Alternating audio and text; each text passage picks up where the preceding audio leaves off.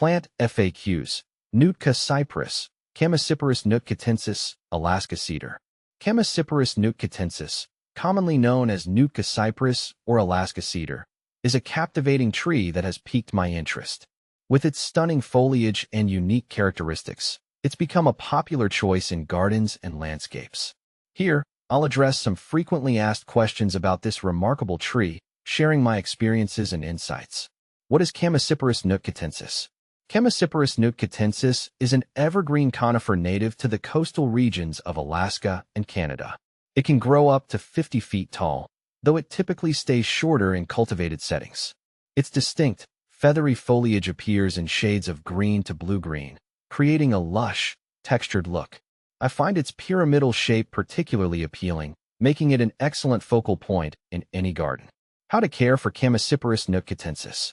Caring for Chamaecyparis nootkatensis is relatively straightforward, which I appreciate as a gardener. Here are some essential care tips. Location. This tree thrives in well-drained soil and prefers full sun to partial shade. I've noticed that it grows best when it gets at least 6 hours of sunlight each day. Watering.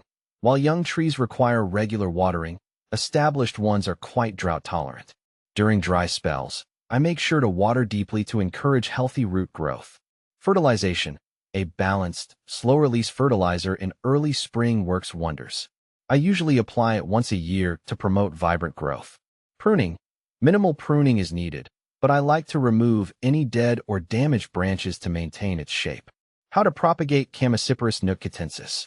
If you're interested in propagating Chamaecyparis nootkatensis, there are a couple of methods I've found effective. Cuttings. Taking softwood cuttings in late spring is a popular method.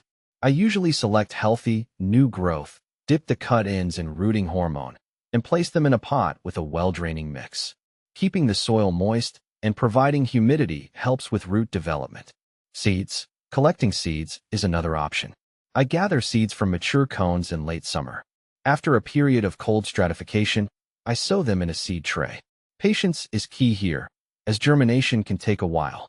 What to plant with Chamaecyparis nootkatensis? When selecting companion plants, I like to choose those that complement the aesthetic and cultural needs of Chamaecyparis nootkatensis. Some of my favorites include ferns. Their lush greenery contrasts beautifully with the tree's texture. Heathers. The colorful blooms provide a nice seasonal change. Azaleas. Their vibrant flowers create a stunning display when planted nearby. Is Chamaecyparis nootkatensis toxic? One of the questions I often encounter is whether Chamaecyparis nootkatensis is toxic. The good news is that it is generally considered non-toxic to pets and humans.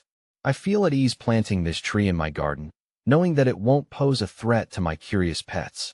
Benefits of Chamaecyparis nootkatensis. Chamaecyparis nootkatensis offers numerous benefits. Here are a few that stand out to me. Aesthetic appeal. Its elegant shape and soft foliage make it a standout feature in landscapes. Wildlife habitat. The dense foliage provides shelter for birds and other wildlife, adding biodiversity to my garden. Windbreak. This tree can act as an effective windbreak, which I find particularly useful in exposed areas. Common problems with Chamaecyparis nootkatensis. Like any plant, Chamaecyparis nootkatensis can face some challenges. Here are a few issues I've encountered. Cankers. Fungal infections can occur, particularly in overly wet conditions. I always ensure proper air circulation and avoid overhead watering. Root rot. This can happen if the tree is planted in poorly drained soil. I've learned to check soil moisture regularly to prevent this. Comparing Chamaecyparis nootkatensis with similar species. Often, I see Chamaecyparis nootkatensis confused with other conifers, such as Thuja occidentalis, eastern arborvitae. While both have similar uses as ornamental trees, their growth habits and foliage textures differ. Chamaecyparis nootkatensis has a more open, airy structure compared to the denser Thuja.